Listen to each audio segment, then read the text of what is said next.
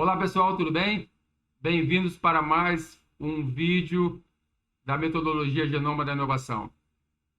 Hoje eu vou falar de um tema de extrema importância. Você sabe o que significa sequestro da amígdala? Sequestro da amígdala é quando você perde o controle de uma situação. Quando você age de forma impulsiva, agressiva, uma forma desproporcional à ação que foi feita em direção a você e 99% das vezes você acaba se arrependendo. Por exemplo, dê uma olhada nessas situações. É claro, ninguém está dizendo que o autor dessas ações também não teve uma falta de bom senso.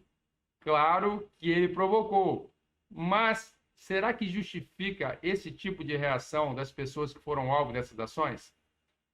Por que que isso acontece? Porque tem pessoas que, let it go, deixa isso para lá, não se preocupa, não se estressa, não vale a pena. É exatamente sobre isso que eu vou falar com vocês hoje, sobre o sequestro da amígdala.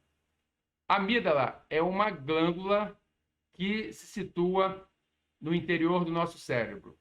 Ela é responsável pelas emoções. Na verdade, a amígdala não é uma glândula que se localiza na garganta, na faringe. Aqui são as tonsilas palatinas. A amígdala fica no cérebro, responsável pelas emoções. Então, visto alguma dessas cenas de ações exacerbadas, vamos mostrar para vocês exatamente o que é a amígdala, onde ela se localiza. Na área central do cérebro, no cérebro emocional. Nós temos 3 cérebros: o cérebro reptiliano, que é o mais primitivo, que tem as reações mais instintivas. Temos o cérebro emocional, que é o cérebro dos mamíferos, assim como os cães, os gatos. E temos o cérebro racional. Esse só os humanos temos. Por isso que não faz muito sentido que você reaja como sendo um mamífero que não tem essa camada cortical, ou seja, essa camada racional do cérebro. E nós vamos falar aqui como fazer isso com sucesso. Quando você se vê diante de uma situação dessas, que eu mostrei alguns exemplos, você tem reações normalmente de 3 formas.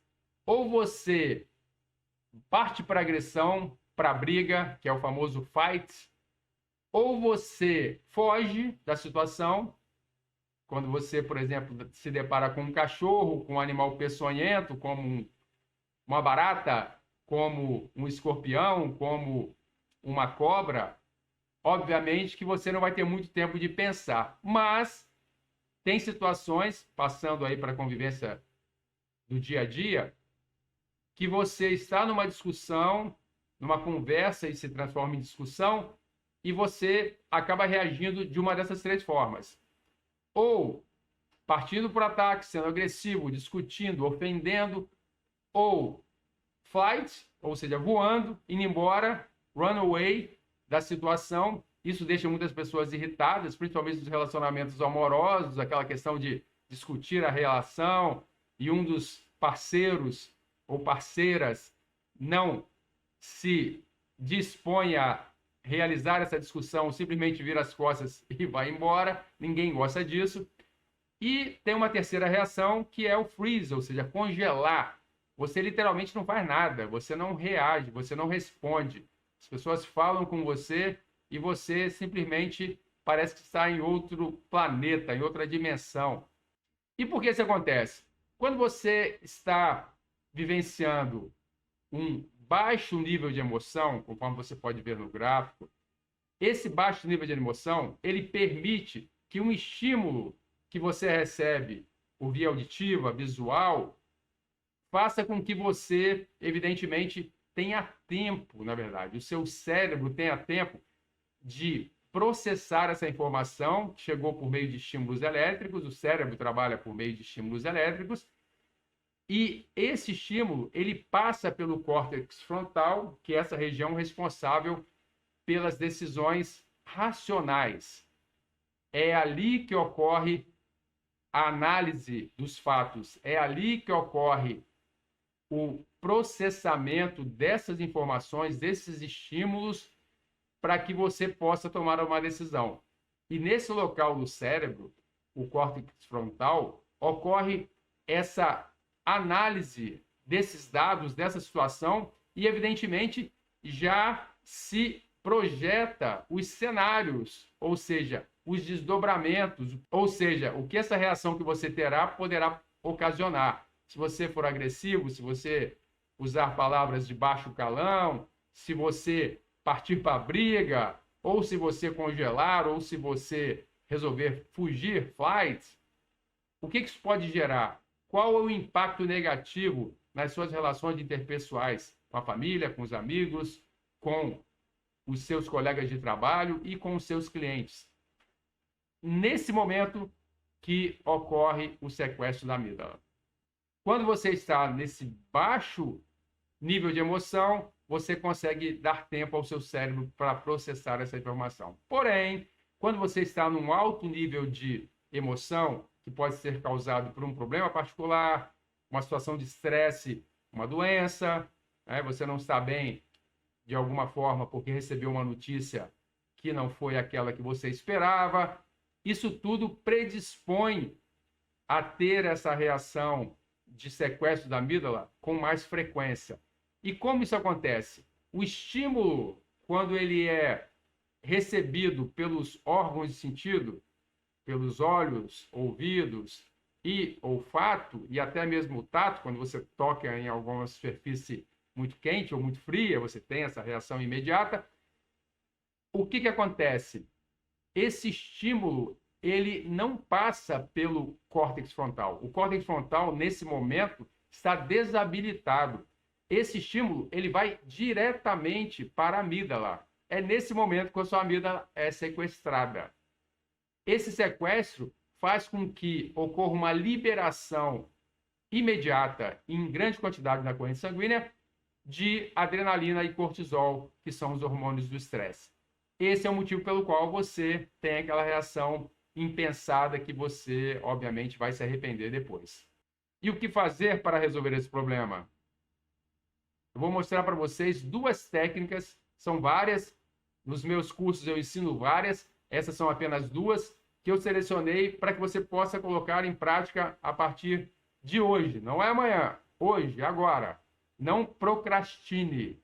Os verdadeiros líderes, os líderes de suas vidas, eles não, ou elas não procrastinam, não deixam para depois o que podem fazer, não daqui a uma hora, mas agora.